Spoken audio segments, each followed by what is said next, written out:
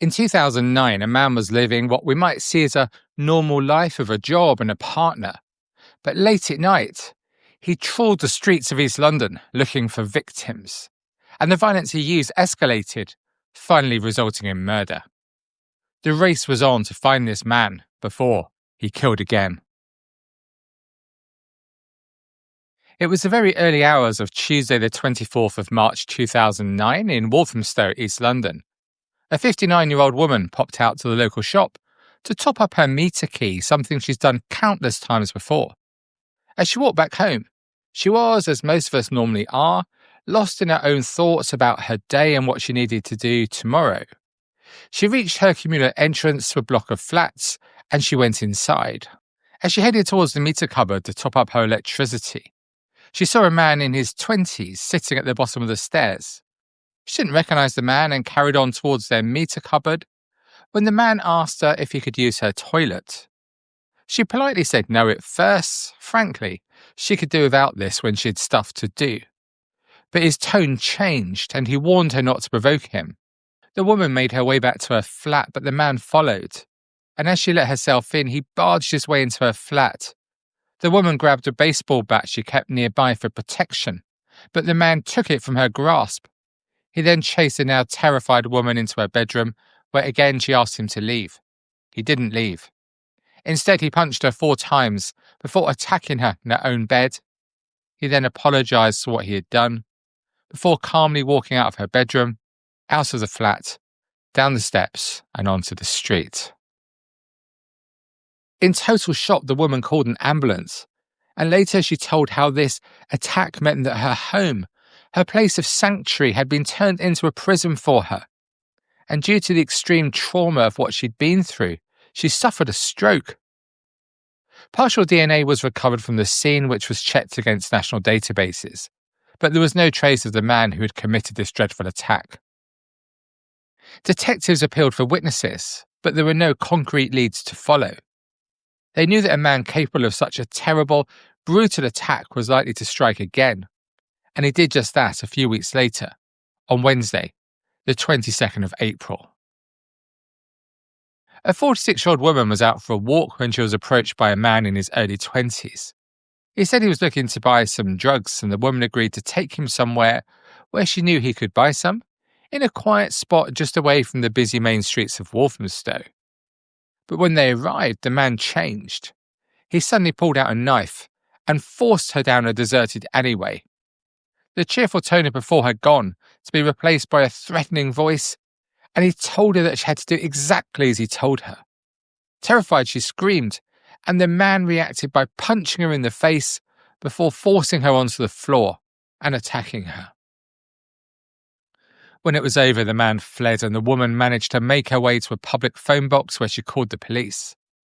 Forensic experts at the scene, again, couldn't get a full DNA profile from the woman's underwear, but there was enough for police to know that it was the same man as before. Once again, detectives appealed widely for information about this second attack, but frustratingly, there were no positive leads. These 2 serious sexual attacks were truly the stuff of nightmares, and for police, they knew that they had a highly dangerous man attacking random women on the streets of Walthamstow late at night. And as they feared, it wasn't long until the same man again claimed another victim.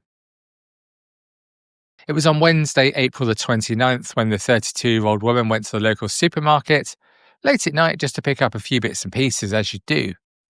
On her way home, she walked past St Saviour's Church, just outside the centre of Walthamstow. The next thing the woman recalled was waking up in hospital. She had to be told what happened to her that night, which was how at 1:56 a.m, a member of the public walking past the church had the most terrible screams and groans coming from the churchyard. Almost afraid of what they may find, the passerby called the police and an ambulance. The first responder was the same paramedic who was on the scene for the first attack, and they found the victim in a really bad way. In the cold evening, her clothing no longer covered her body, to the extent that hypothermia had set in, and she also had a gaping wound to her head. She was rushed to hospital, where she remained for 4 weeks. Such was the trauma caused by the attack that it was some time until she was well enough to speak about the incident. She told detectives she could remember being approached by an Asian man who followed her into a shop on nearby Mark House Road. At 1:30 a.m, CCTV picked her leaving the shop, closely followed by an Asian man with bobbed hair.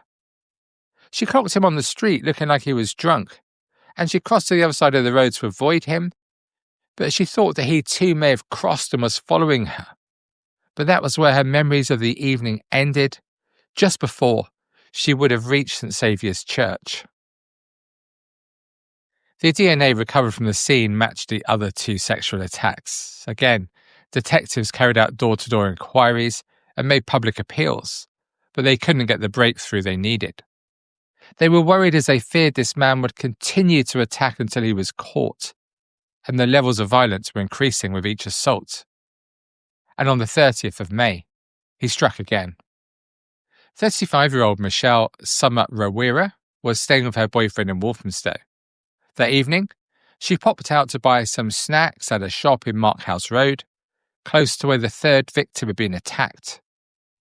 CCTV later showed Michelle buying her items of food when a young Asian man entered the shop behind her. Shortly afterwards, she left to head back to her boyfriend's home, and the man quickly followed. Michelle began walking along Queen's Road where there's a small park with a playground.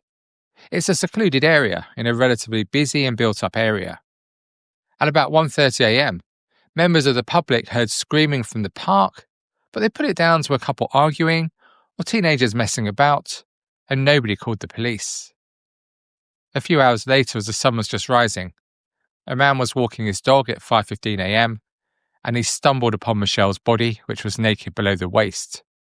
He called police and they arrived quickly along with an ambulance, but it was too late for Michelle. At just 35 years old, she was pronounced dead at the scene.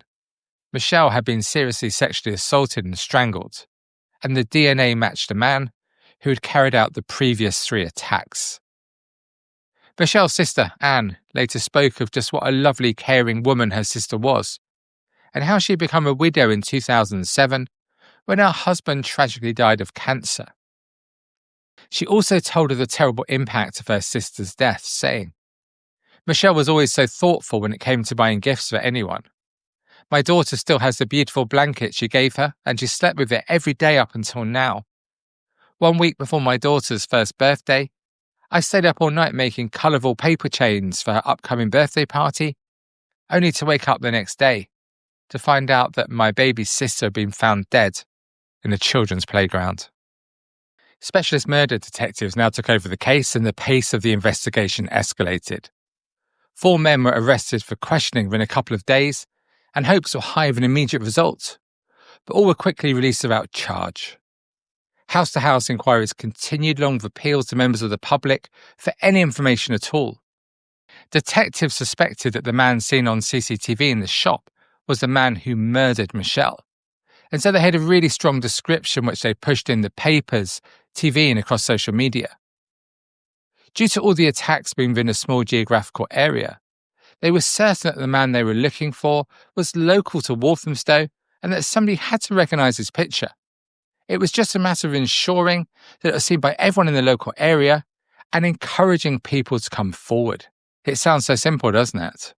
Local men were asked to come forward and give a DNA profile to eliminate them from the inquiry, and by December that year, over 1,000 men had provided swabs and almost 2,000 addresses had been visited, but still nothing. Detectives were frustrated, as they knew that someone had to recognise the suspect, and they also knew that the longer it took to arrest him, the more chance there was that he would attack again. They turned to Crime Watch, but even this brought no success. Between November the 8th and the 13th, 2010, over 60,000 posters were sent as a mail shot to local addresses in the Walthamstow area. They showed the CCTV image of the suspect, and a reward of £20,000 was offered. This finally produced what seemed to be the breakthrough they'd been looking for. A local man recognised the suspect as being someone he'd once employed. The jacket worn by the suspect in the picture was unusual, and the man also linked it to the one worn by his former employee, But there was a big problem. He knew that the suspect, Eamon Vyas, had left the country in July 2009. Detectives checked and were able to confirm he had left the UK on a one-way plane ticket to India on the 2nd of July, a month after he'd killed Michelle, and just days after his appearance on Crime Watch. He'd flown the same day as he bought the ticket, suggesting that he was spooked by his appearance on national TV. But then detectives had their second stroke of luck, as the man who recognised Vyas also employed another close member of his family. He was able to give police a water bottle that this family member had drunk from so they could test the DNA, and it was the result they'd hoped for. There was a familial link between the sample from the water bottle and Eamon Vyas. They now knew the identity of the man who had carried out the 3 attacks and who had murdered Michelle. They just needed to track him down. In 2011, he was definitely in New Zealand from where he went to Singapore, but from there they lost track of him. Had he realised they were onto him and maybe left by boat, or was he somehow smuggled out across the border to Malaysia? It was uncertain, but he seemed to have just disappeared. Meanwhile, Michelle's family and the 3 other people he'd attacked tried to go back to some sort of normal life, but always hoping they'd get the call to say he'd been found. And on the 4th of July 2011, Indian authorities called detectives in the UK to say they had their man. Vyas, an Indian national, had been arrested at New Delhi airport as he tried to take an outbound flight. Extradition proceedings began immediately, but it wasn't until October the 4th, 2019, that Met police officers met Vyas in New Delhi and boarded a flight with him to London Heathrow, where he was arrested and charged. Finally, they could get his DNA sample from him directly, and it showed that the DNA was 1 billion times more likely to have come from him than anyone else. Although Vyas still maintained his innocence, detectives now knew they had a strong case. They just needed to persuade a jury. At his trial, the jury heard that the first attack happened when Vyas was just 24. He was living in Walthamstow and working at a dry cleaners. He was a university graduate who'd previously been married and was in a steady relationship with a current girlfriend, and he was performing well at work in a customer-facing role when he carried out the attacks. He was of average intelligence, and there were no other mitigating circumstances that could in any way have accounted for his actions. Vyas denied all the charges, sickeningly, for all her friends and family in court. He claimed that Michelle died accidentally, following consensual sex. The jury did not believe any of his story and he was found guilty of all charges. The judge sentenced him to life in prison, saying he would be eligible for parole after 34 years when he's almost 70, although the judge said there's a good chance he may never be freed. In his sentencing remarks, he said, "There is no mitigation here. You have shown neither compassion nor remorse for your victims throughout your trial.